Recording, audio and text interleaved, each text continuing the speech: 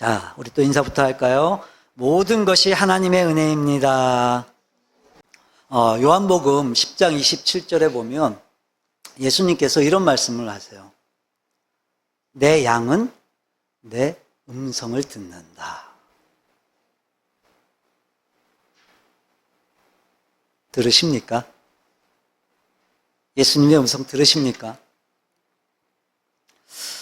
그런 걸 보면 우리가 정말 하나님의 자녀라면 우린 하나님의 음성을 들을 수 있다는 거예요. 그리고 들어야 돼요. 그래서 들으려고 해야 돼요. 물론 하나님의 음성을 듣는다는 건 이 하나님의 음성이 직접 들려진다는 게 아니에요. 직접 이렇게 하나님의 음성이 들려지는 건 아니에요. 그런 어떤 신비한 어떤 현상을 의미하는 게 아니라 하나님과의 친밀한 교제를 통해서 나를 향하신, 내 인생을 향하신, 좀 더 좁혀서 지금 내 앞에 있는 여러 가지 그 상황들을 향하신 그 하나님의 뜻을 분별하는 것, 하나님의 뜻을 분별하는 것이 하나님의 음성을 듣는 거예요.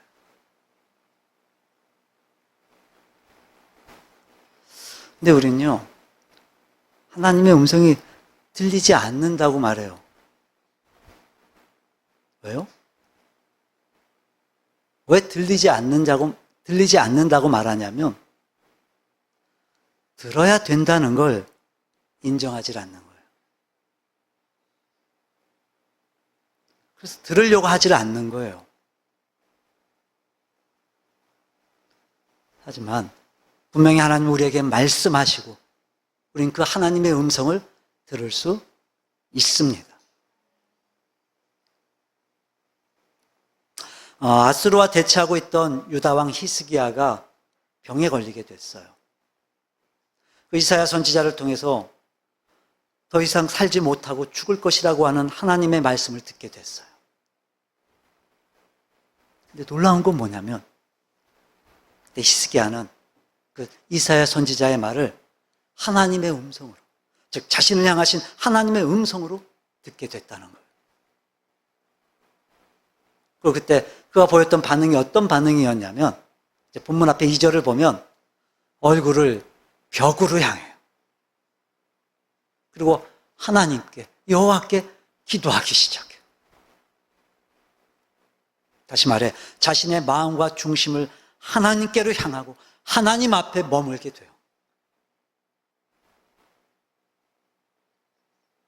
그래서 그는 생명이 연장되는 것뿐만이 아니라 이 아수르로부터 유다를 건져주시겠다라고 하는 하나님의 응답을 받게 됐어요.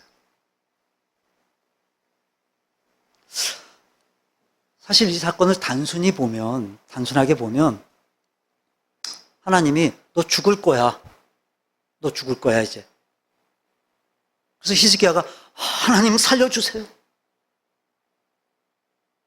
그래서 살았다. 뭐 이런 정도 이야기로 우리가 볼 수도 있을 거예요. 단순하게 보면. 아니면 또 뭐 15년이나 생명이 연장되고 그 징조로 해의 그림자가 10도 뒤로 물러나고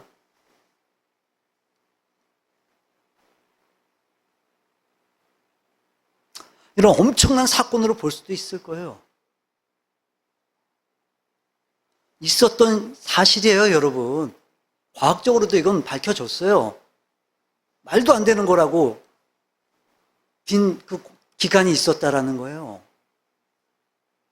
정말 엄청난 사건으로 볼 수도 있을 거예요. 맞아요. 사실 지금 이건요, 해만 움직인 게 아니라 모든 천체가 다 움직인 거예요, 다. 엄청난 사건이 맞아요.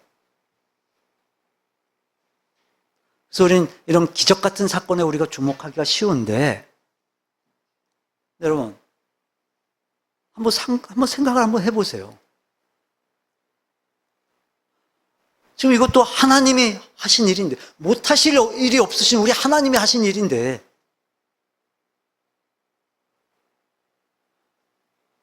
그래서 이게 뭐 그렇게 대단한 사건은 아닌 거예요, 사실. 우리가 볼 땐 대단해도 하나님 입장에서 보면 아무것도 아닌 거예요. 그래서 저는 이 사건을 이렇게 보고 싶어요. 이런 기적 같은 일들이 가능했던 이유가 어디에 있었을까? 그 이유가 어디에 있었을까? 이런 기적 같은 사건이 가능했던 이유가 뭐였을까?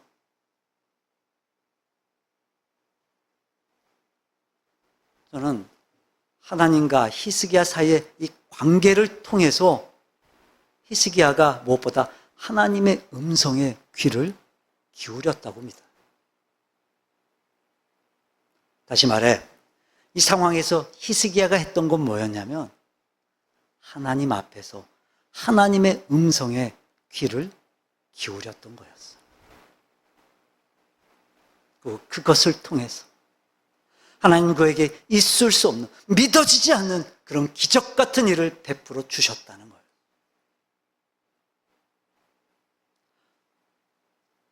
여러분, 우리가 어떤 문제를 만나거나 어떤 어려운 상황을 만나게 되면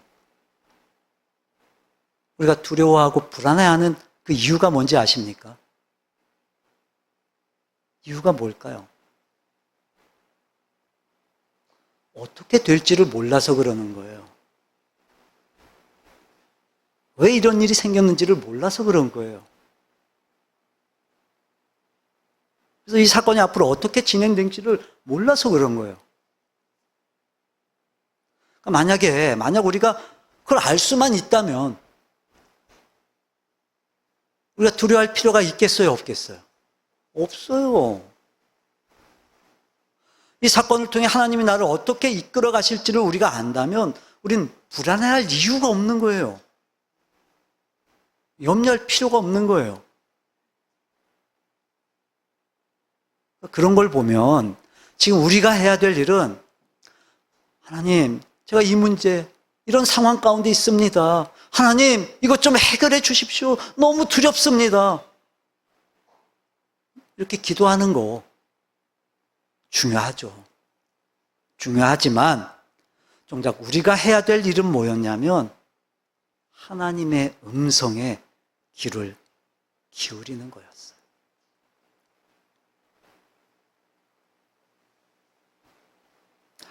우리가 우리의 삶을 살아감에 있어서 하나님과의 그 친밀한 교제를 통해 내 인생을 향하신 그 하나님의 음성을 우리가 들을 수만 있다면 우리의 모든 염려와 근심은 다 해결될 수 있으리라고 믿습니다. 자, 그럼 우리가 어떻게 하면 이 하나님의 음성을 들을 수 있을까요? 우리가 어떻게 귀를 기울여야 우리를 향하신 그 하나님의 음성을 우리가 들을 수 있을까요? 첫째는 여러분, 하나님을 향한 간절함이 있어야 돼요. 간절함. 간절하셔야 돼요. 그러면 우리가 이걸 먼저 좀 구분해야 돼요. 자, 우리가 어떤 문제 앞에 있을 때 우리 다들 간절히 기도한다고 해요. 기도한다고 해요, 다들. 자, 한번 구분해 볼까요? 그게 하나님을 향한 간절함인지 아니면 해결을 위한 간절함인지.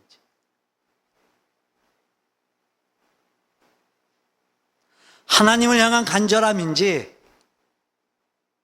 단순히 지금 내 상황이 어떻게 좀 좋아졌으면 좋겠다 싶은 마음의 간절함인지.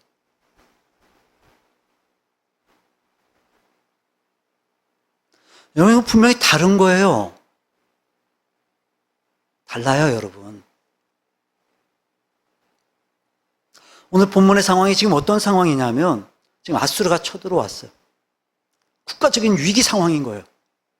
근데 그런 상황에 히스기야가 왕이 병까지 들었어요, 병까지. 근데 또 덮친 격으로 하나님께서 이사야 선지자를 통해서 히스기야를 향해 너 이제 더 살지 못할 거야 말씀하세요. 너 죽을 거야. 이때 히스기야가 어떻게 하냐면 2절을 보면 히스기야가 얼굴을 벽으로 향하고 여호와께 기도했어요. 여러분, 여기서 얼굴은 그냥 문자적으로 이 얼굴을 말하는 게 아니라 사람의 인격을 말해요. 인격. 그리고 그 사람의 태도와 감정을 나타내는 거예요. 그러니까 그가 지금 얼굴을 벽으로 향했다. 이 말을 좀 더 정확히 표현을 하면 방향을 바꿨다는 말인 거예요. 방향을 바꿨다. 이해가 되시죠? 자, 그러면서 지금 뭐라고 기록하고 있어요? 하나님께 기도하고 있어요. 그러니까 히스기야는 지금 방향을 바꿔서 하나님을 향하고 있는 거예요. 자, 그럼 반대로 생각해 보면 지금까지 그는 하나님을 향하고 있지 않았다는 거예요. 자, 지금 아수르가 쳐들어왔어요. 이때 히스기야가 맨 처음 보였던 반응이 어떤 반응이었냐면 이런 반응이었어요. 우리 말씀을 좀 볼까요? 열왕기 합니다. 18장 14절 함께 읽어봅니다. 유다의 왕 히스기야가 라기스로 사람을 보내어 아수르 왕에게 이르되 내가 왕이 내게 지우시는 것을 내가 당하리이다 하였더니 아수르 왕이 곧 은 300달란트와 금 30달란트를 정하여 유다 왕 히스기야에게 내게 한지라. 그래서 15절을 보면요, 히스기야가 여호와의 성전과 왕궁 곳간에 있는 은을 다 꺼내줬어요. 다 꺼내줘요. 그것도 16절을 보면 이제 그것뿐만이 아니라 여호와의 성전 문의 금과 자기가 모든 이 귀등에 입힌 금을 다 벗겨서 아수르 왕에게 줬어요.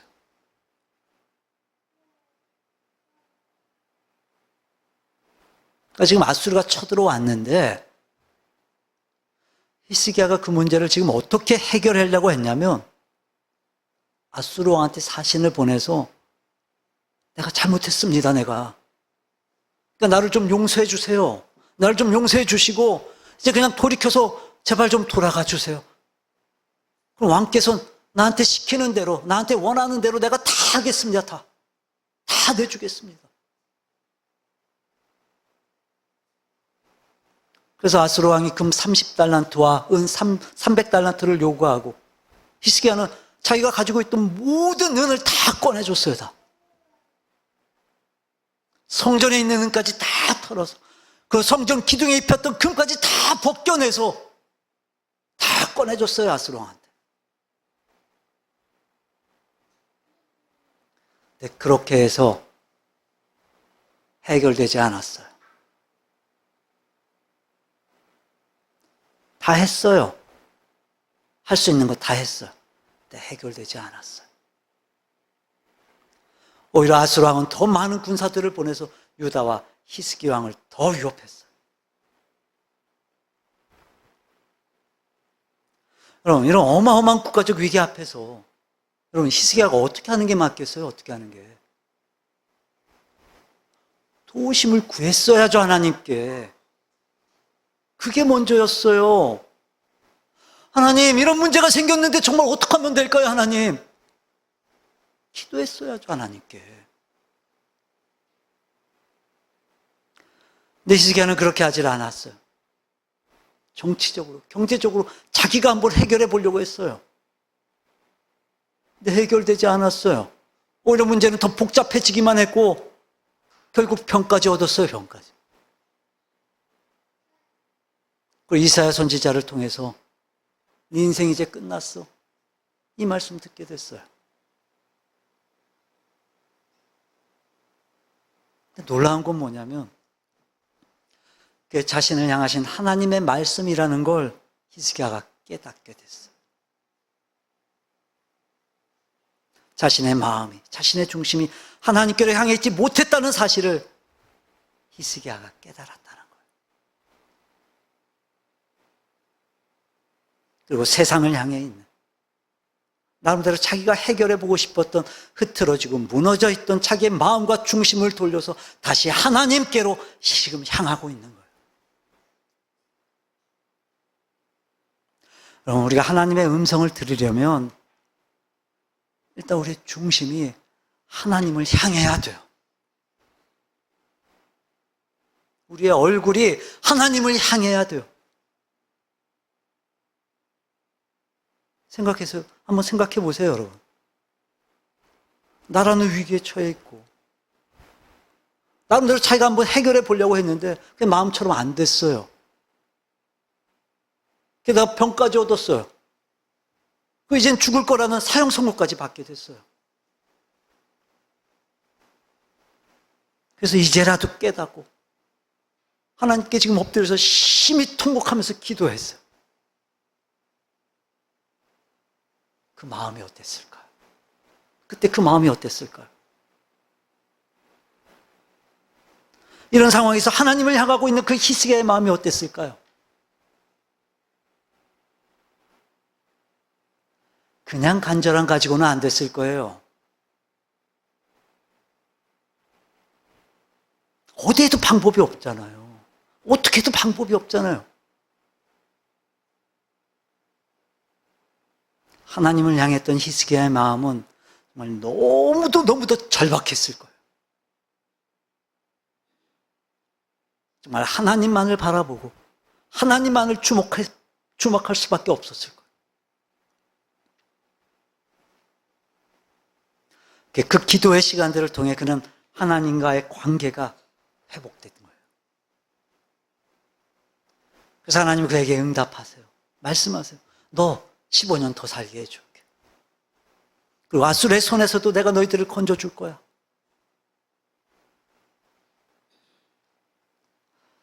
여러분, 우리가 어떤 문제 앞에서도 우리의 마음과 중심이 이렇게 하나님을 향하게 된다면 우리는 우리를 향하신 하나님의 음성을 들을 수가 있습니다. 여러분, 다른 게 중요한 게 아니에요. 여전히 내가 하나님을 향하고 있는가? 내 마음과 내 중심이, 내 시선이 오직 하나님께로 간절하게 향하고 있는가? 여러분, 다른 건 없어요. 딱 하나요, 딱 하나. 유일해요, 여러분. 그래서 절대적인 거예요.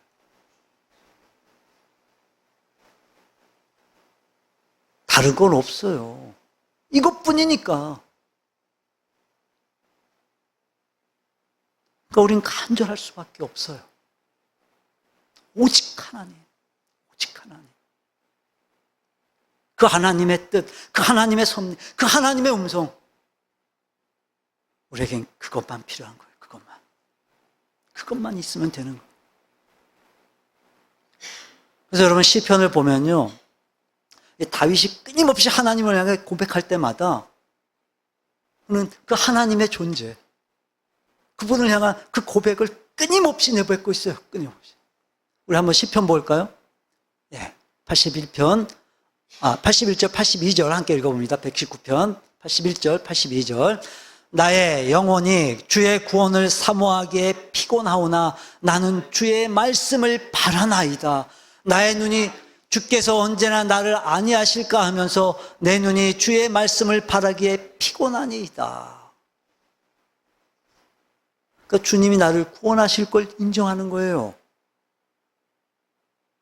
그래서 그는 지금 뭘 기다리고 있냐면 주님의 말씀을 지금 기대하고 있어요. 말씀을.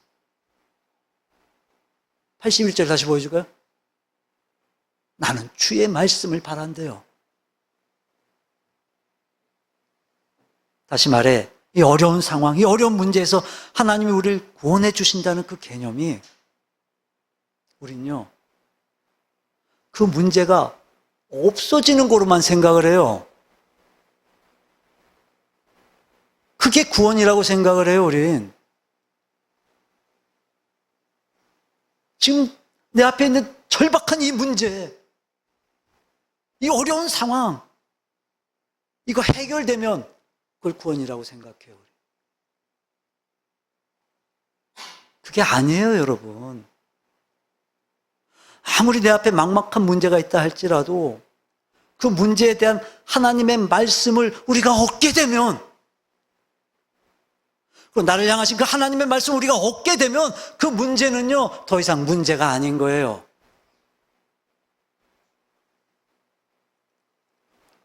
그래서 주님의 구원을 기대하는 다윗이 지금 정작 원하는 게 뭐냐면요, 주님의 말씀인 거예요. 주님의 말씀. 그게 어느 정도였냐면 내 눈이 피곤할 정도로. 여러분, 여기서 피곤하다는 말은 수척해진다 이런 뜻이에요. 수척해진다. 그러니까 지금 이 어려운 상황, 하나님의 구원이 필요한 이 절박한 상황에 내가 수척해질 정도로 다윗은 지금 하나님의 말씀을 기대했던 거예요. 말씀을. 하나님의 말씀. 그 간절함으로 하나님의 음성에 귀를 기울이는 거예요. 왜요? 그것만이 유일한 해답이니까. 나를 향하신 하나님의 뜻을 깨달아야 되니까. 그래서 그것만 기대하고 있는 거예요. 그것만. 해답이 되는 하나님의 말씀만을 기대하고 있는 거예요. 다시. 여러분, 답을 모르니까 여전히 문제인 거지, 답을 알면요, 문제는 문제가 안 되는 거예요. 그래서 우리가 그 모든 문제들 앞에 정작 우리가 해야 될 일은 뭐냐 하면 하나님의 뜻을 분별하기 위해 우리가 간절한 마음으로, 좀 더 정확하게 표현을 하면 절대적인 마음으로 우리는 하나님께로 향하는 거예요. 근데 여러분, 그러려면 먼저 그 하나님의 뜻이 유일하다는 걸, 그 하나님의 방법이 유일하다는 걸, 아니 절대적이라는 걸 우리가 인정해야 돼요. 우리 시편 다시 한번 볼까요? 33편입니다. 9절로 11절까지 함께 읽어봅니다. 그가 말씀하심에 이루어졌으며 명령하심에 경고히 섰도다. 여호와께서 나라들의 계획을 폐하시며 민족들의 사상을 무효하게 하시도다. 여호와의 계획은 영원히 서고. 아멘. 다윗의 이 고백이 저와 여러분의 고백이 되어지기를 바랍니다. 또 히스기야가 하나님께로 방향을 바꿔서 간절함으로 하나님 앞에 있었던 그 마음, 여러분, 저와 여러분에게도 주어지기를 바랍니다. 하나님의 음성에 귀를 기울이시고 하나님을 향해 정말 절박한 마음으로 여러분 간절히 매달리세요. 하나님만을 바라보세요. 간절함으로. 그럼 하나님의 음성이 들려질 겁니다. 그런 은혜가 있기를 주님의 이름으로 축원합니다. 자, 우리가 또 어떻게 하나님의 음성을 들을 수 있냐면, 여러분 집중해야 돼요. 뭐예요? 말씀과 기도에 집중해야 돼요. 오늘 본문 속에 계속되는 모습이 뭐냐면요, 말씀하고 기도예요. 말씀과 기도. 히스기야가 병이 들고 아수르가 또 공격해 왔어요. 히스기야는 나름대로 자기가 뭔가를 좀 해결을 보려고 했어요. 그때 하나님께서 이사야 선지자를 통해서 이제 히스기야에게 말씀하세요. 너 이제 더 이상 살지 못해. 너 이제 죽을 거야. 너 이제 죽어야 돼. 그래서 히스기야에게 뭘 하냐면 하나님께 기도를 해요. 뭐 했다고요? 기도했어요, 히스기야는. 그랬더니 또 하나님이 또 말씀하세요. 이 말씀과 기도는요, 서로 뗄래야 뗄 수가 없어요. 서로 떼어지는 게 아니에요. 이건 사실 하나예요, 하나. 말씀과 기도는 하나예요. 자, 말씀이 뭐죠? 이 말씀이라고 하는 건 하나님이 말씀하시는 거고 우린 듣는 거예요. 우리가 듣는 걸 포함하는 거예요, 말씀이라고 하는 건. 하나님은 말씀하시고 우린 듣는 거예요. 거기까지가 말씀이에요.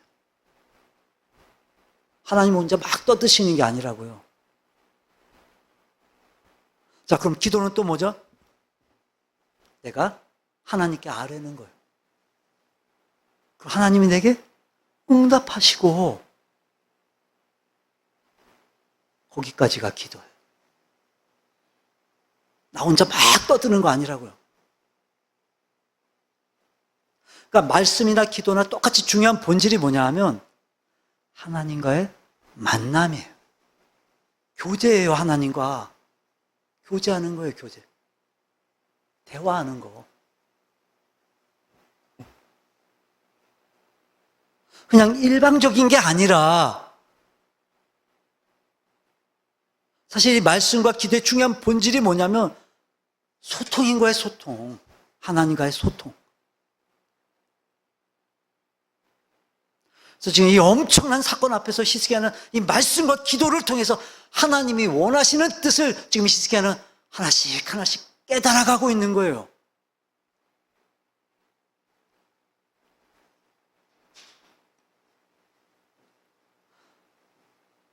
그러니까 우리가 지금 이 삶의 자리에서 우리를 향하신 그 하나님의 뜻을 분별하고 깨달으려면 우리가 뭐가 필요하냐? 끊임없이 말씀과 기도를 통해서 하나님과 소통해 가는 거예요. 그러니까 이 깨달아가는 과정에 이 말씀과 기도가 필요했던 거예요.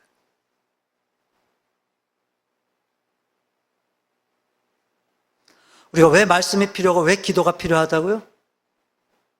나를 향하신 하나님의 뜻을 깨달아가기 위해서.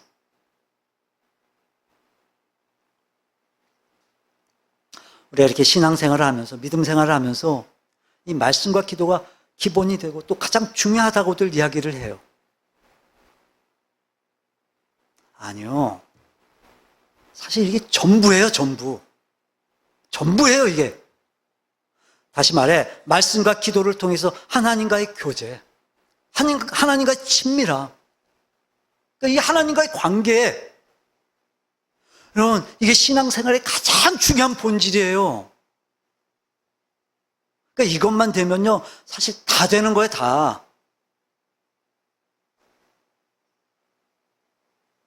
자, 그러려면 우리가 초점을 어떻게 맞춰야 되냐? 이 하나님의 말씀을 들을 때 우리의 초점이 어디에 있어야 되냐? 어디에 있어야 돼요? 하나님께 있어야죠, 하나님께. 하나님께 있어야 돼요, 우리의 초점이.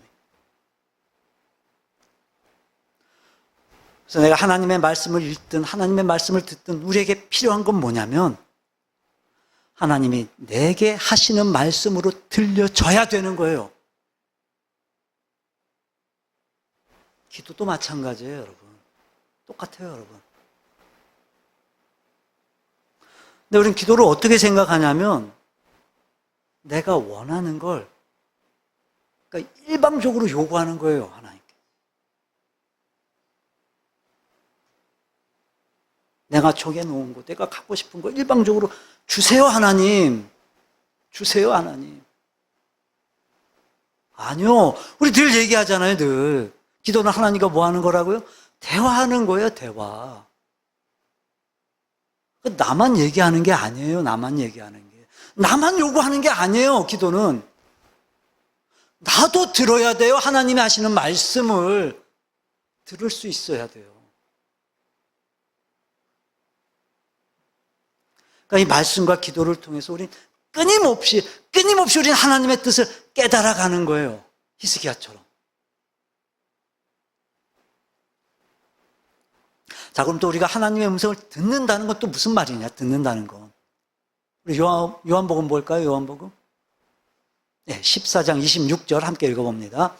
보혜사 곧 아버지께서 내 이름으로 보내실 성령 그가 너희에게 모든 것을 가르치고 내가 너희에게 말한 모든 것을 생각나게 하리라.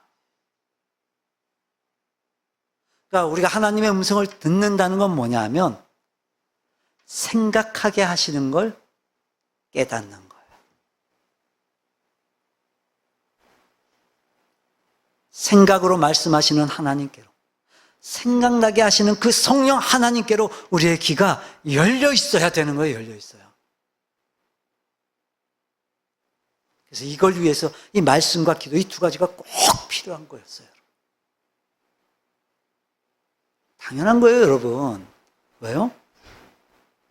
성령께서 말씀하시기를 너희에게 말한 모든 것을 생각나게 하신대잖아요. 생각나게. 그러니까 말씀을 모르면요, 당연히 우리는 모를 수밖에 없어요.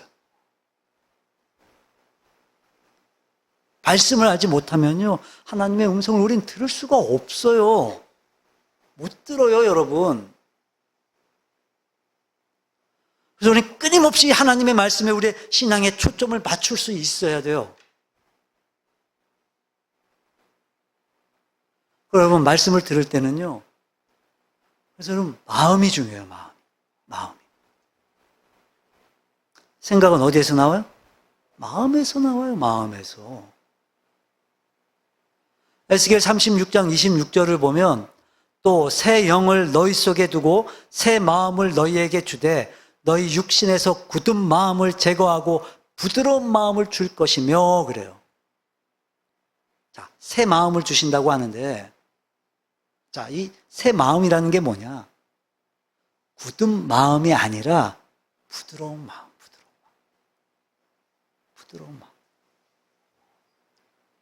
여기서 이 굳은 마음이라고 하는 말은 문자적으로 돌 같은 마음인 거예요. 돌 같은 마음. 굳어진 마음. 딱딱하게 굳어진 마음. 즉, 교만한 마음. 완고한 마음.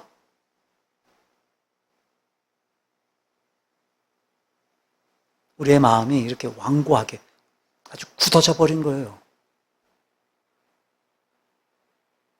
이런 완고하고 굳어진, 이렇게 완고하고 굳어진 마음 속에 그럼 하나님의 마음이 들어올 수 있겠어요? 없겠어요? 없어요. 안 들어와요. 당연히 안 들어오는 거예요. 당연히. 그러니까 새 마음은 뭐냐면 이 굳어진 마음이 제거되고 부드러운 마음이 주어지는 거예요. 부드러운 마음. 우리 안에. 자, 그래서 하나님의 말씀을 들을 때는 우리의 마음이 중요한데 우리의 마음이 이렇게 굳어져 있으면 안 되고 여러분 부드러운 마음이어야 돼요. 부드러운 마음. 그래서 우리의 마음이 하나님의 말씀을 대할 때 항상 열려 있어야 돼요. 열려 있어야 되고 그리고 낮아져 있어야 돼요. 더 정확히 말하면 하나님의 말씀을 인격적으로 수용해야 돼요. 받아들이셔야 돼요. 그래야 그 말씀을 통해 내 마음속에 하나님의 생각이 깨달아지는 거예요. 깨달아지는 거예요. 성령께서 그걸 하시는 거예요. 그걸. 자, 그래서 하나님의 말씀을 들으려면 뭐가 중요하다고요? 하나님의 음성을 들으려면 뭐가 중요해요? 말씀. 하나님의 음성은 말씀을 통해 들어요. 왜요? 그래야 분별하니까. 그래야 분별이 되니까. 말씀을 통해 내게 주시는 생각. 그러니까 깨닫게 하시는 그 생각. 그걸 우리가 분별해야만 돼요.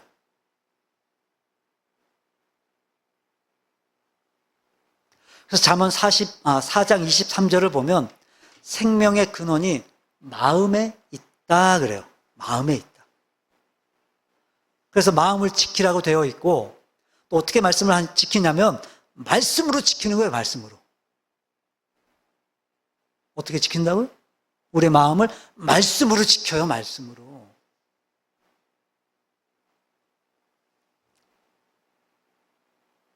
여러분 모두가 다 이 말씀을 통해서 하나님의 음성을 듣기를 바랍니다.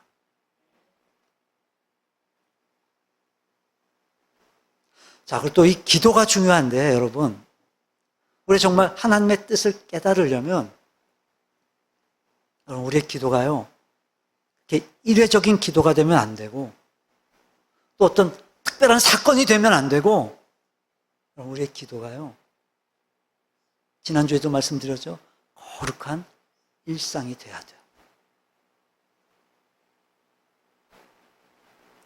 기도는요, 우리에게 너무도 당연한 일이에요. 왜요? 기도를 뭐라고 말하죠? 영의 호흡이라고 그러잖아요. 영의 호흡. 여러분, 숨 쉬는 걸 정해놓고 숨 쉬어요? 막 특별히 마음 먹고 숨을 쉬어요? 여러분 그거 아세요? 일정한 기도 시간이 없는 사람은요, 기도 안 하는 사람인 거예요.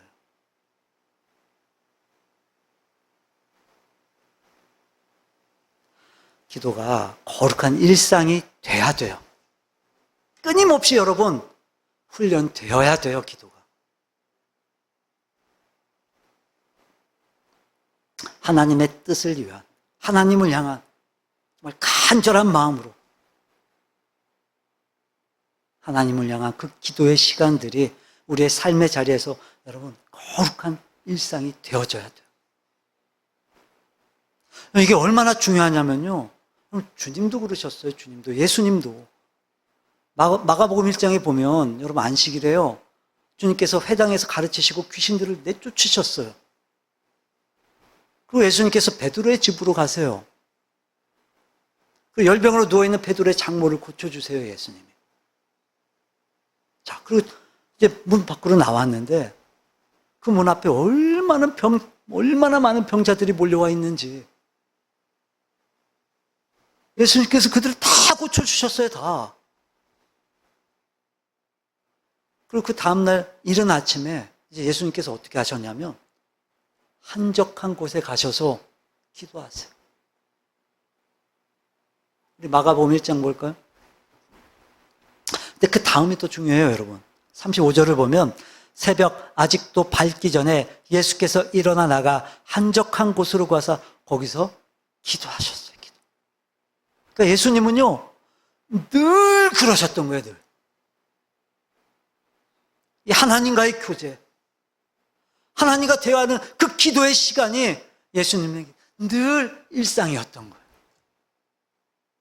거룩한 일상이었던 거예요, 예수님께.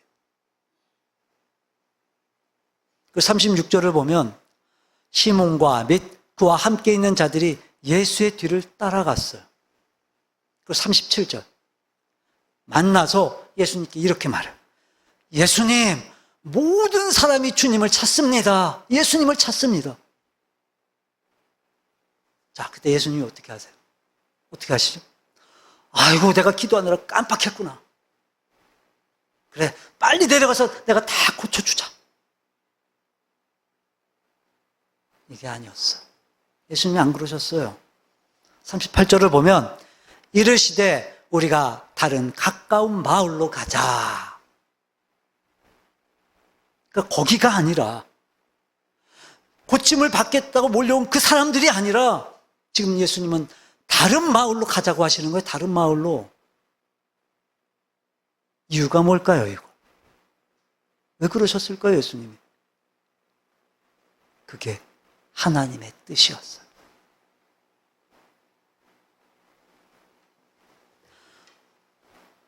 예수님의 삶을 위해, 사역을 위해 지금 그 상황에서 하나님이 원하시는 뜻이 뭐였냐면 그들을 고치시는 게 아니라 하나님의 뜻은 다른 마을로 가시는 거였어요. 예수님.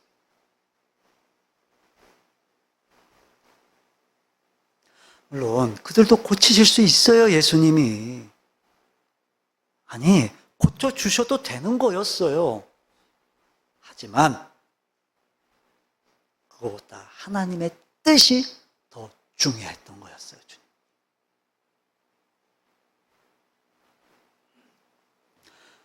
예수님은 하나님과의 그 교제, 늘 일상이었던 그 기도의 시간들을 통해 지금 하나님께서 원하시는 뜻이 무엇인지를 주님은 분명히 아셨던 거예요. 우리 다른 마을로 가야 된다. 거기 가서 복음을 전해야 된다. 내가 이것 때문에 왔다. 하나님이 이것 때문에 나를 보내셨다.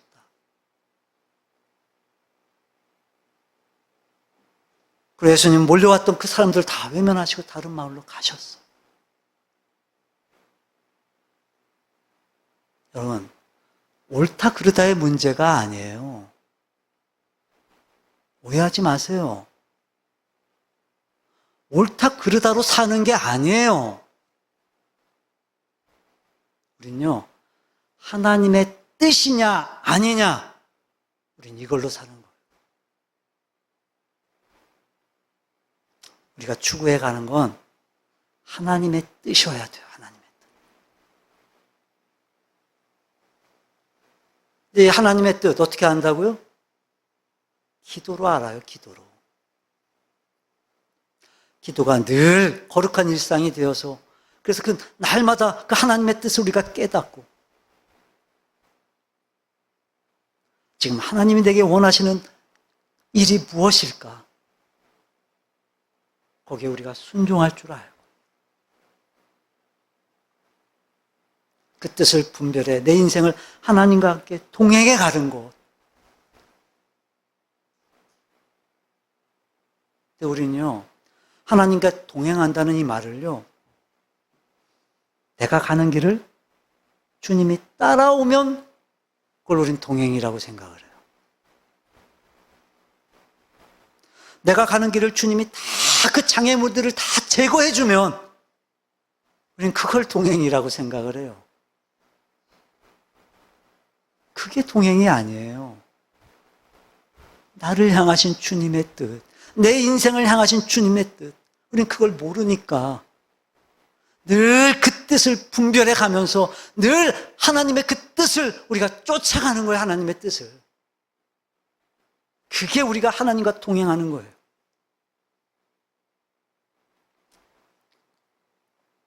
여러분, 하나님의 음성을 듣기 위해 이 말씀과 기도를 통해서 우리가 끊임없이 훈련해야만 돼요. 시간을 정하고 또 장소를 정하고 날마다 하나님과 교제하는 그 기도의 그 시간, 말씀과 기도를 통해 하나님과 만나는 그 기도의 그 시간, 그 시간이 우리의 삶 가운데 딱 중심이 되어져 있어야 돼요. 그게 거룩한 일상이 되어져야 돼요. 물론 쉽지 않아요. 쉬운 일 아니에요, 절대로. 하지만 여러분, 반드시 하셔야 돼요. 꼭 하셔야만 돼요, 꼭. 자, 그럼 마지막 결론으로. 그래서 우리가 하나님을 간절히 향해요. 그리고 말씀과 기도를 통해서 하나님의 뜻을 알았어요. 근데 그게 다가 아니에요. 그게 다. 마지막으로 여러분, 하나님께 순종하려고 하는 그 마음이 있어야 돼요. 순종하려는 마음. 그러니까 이게 무슨 말이냐? 하나님의 말씀 앞에 겸손해야 돼요, 겸손. 자, 다시 본문을 보면, 여러분, 히스기야는요, 겸손했어요. 하나님의 말씀이 무슨 뜻인지를 알았어요. 그리고 방향을 하나님께로 바꿔서 하나님께 엎드렸어요. 이게 너무도 중요해요. 너무도 중요해요. 하나님 말씀 앞에 겸손해야 돼요. 자, 그럼 겸손은 뭐냐? 우리 빌립보서 볼까요? 2장 5절 함께 읽어봅니다. 너희 안에 이 마음을 품으라. 곧 그리스도 예수의 마음이니. 그러니까 우리가요, 주님의 마음을 가질 수 있어요. 있어요, 여러분. 너희 안에 누구의 마음을 품으라고요? 예수의 마음을 품으래요, 예수의 마음을. 그러니까 우리도요, 예수님의 마음을 품을 수 있다, 없다? 있다. 있어요, 여러분. 자, 이게 무슨 말이냐? 우리 6절, 또 6절 함께 읽어봅니다. 그는 근본 하나님의 본체시나 하나님과 동등됨을 취할 것으로 여기지 아니하시고. 자, 그리고 7절. 오히려 자기를 비워 종의 형체를 가지사 사람과 같이 되셨고. 자, 자기를 비운다는 게 무슨 말이냐? 뭐라고요? 종이 되신. 종이 되는 거예요, 종. 자기를 비운다는 건 종이 되는 거예요. 그래서 하나님의 말씀에 겸손하다는 건 무슨 말이냐면, 첫째, 내가 하나님 앞에 종이 되는 거예요, 종. 하나님 앞에 나는 종이 되는 거예요.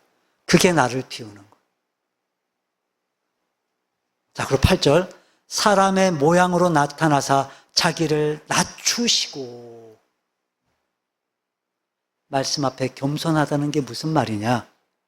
자기를 낮추는 거예요. 자, 지금 여기서 낮춘다는 말에 아주 적절한 비유가 바로 여기에 바로 나와요. 쓰여져 있어요. 뭐죠? 사람의 모양으로 나타나셨어요, 주님이.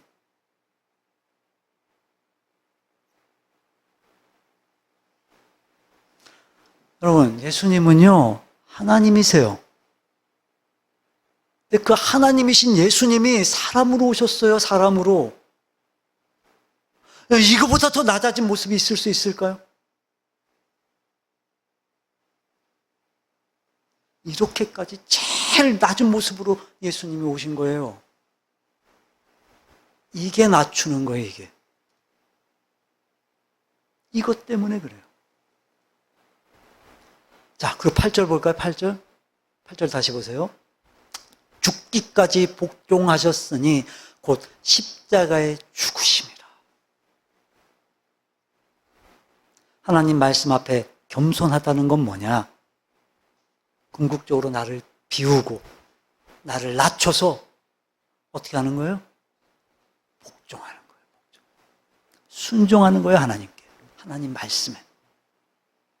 어떻게 해요? 얼마만큼? 죽기까지. 실제로 예수님이 이렇게 사셨어요. 예수님은 철저하게 하나님의 뜻에 굴복하셨어요. 목숨을 내어 버리실 만큼 예수님은 죽기까지 순종하셨어요. 죽기. 이게 우리가 하나님 말씀 앞에 겸손한 거예요. 이게. 그러니까 주님의 마음이라는 건 이런 걸 말하는 거예요. 이런 걸.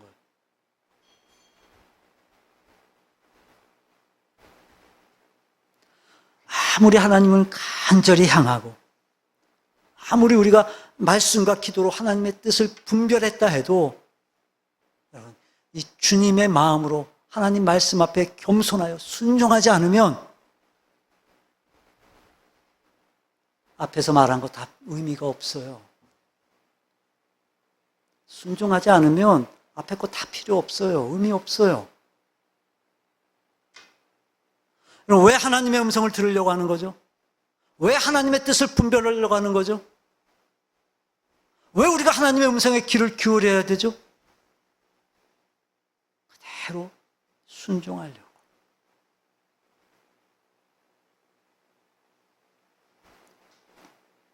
여러분, 정말 하나님의 음성을 들으려고 하기 전에 순종하려고 먼저 결정하세요. 결단하세요.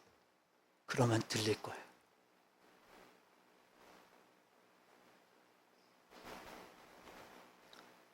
순종하려는 마음이 없으면 하나님 앞에, 하나님 그 말씀 앞에 겸손하려는 마음이 없으면 그럼 죄송하지만 들리지 않아요. 절대로 안 들려요.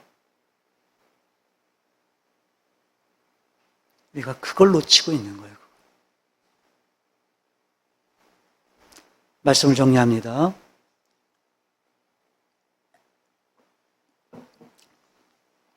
여러분, 잊지 마세요. 우리 전부 다 하나님의 음성을 들을 수 있습니다. 어떤 신비한 체험을 말하는 게 아니에요. 하나님께서 나를 향하신 하나님의 뜻을 생각나게 하시는 거예요. 깨닫게 하시는 거예요. 그래서 우리는 언제나 하나님을 향해 있어야 돼요. 간절한 마음.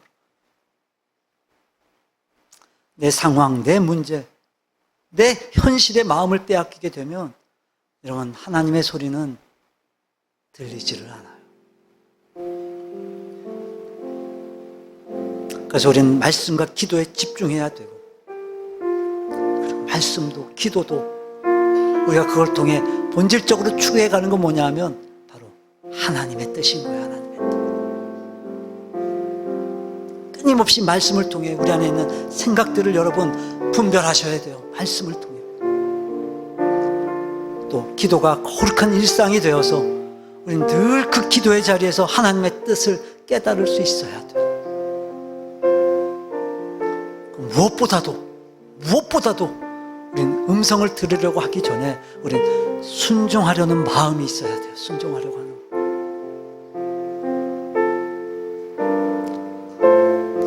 높이 자기를 낮추고 죽기까지 복종하셨던 주님의 그 마음.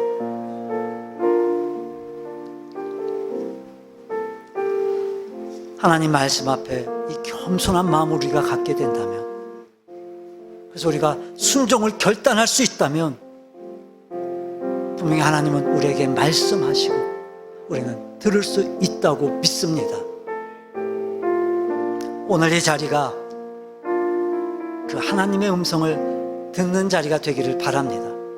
오늘 이 자리가 하나님의 뜻을 깨달을 수 있는 자리가 되기를 바랍니다. 그래서 모든 문제들로부터 자유케 되고 마침내 그 하나님의 음성에 순종하셔서 하나님의 거룩한 역사들을 경험하기를 주님의 이름으로 축원합니다.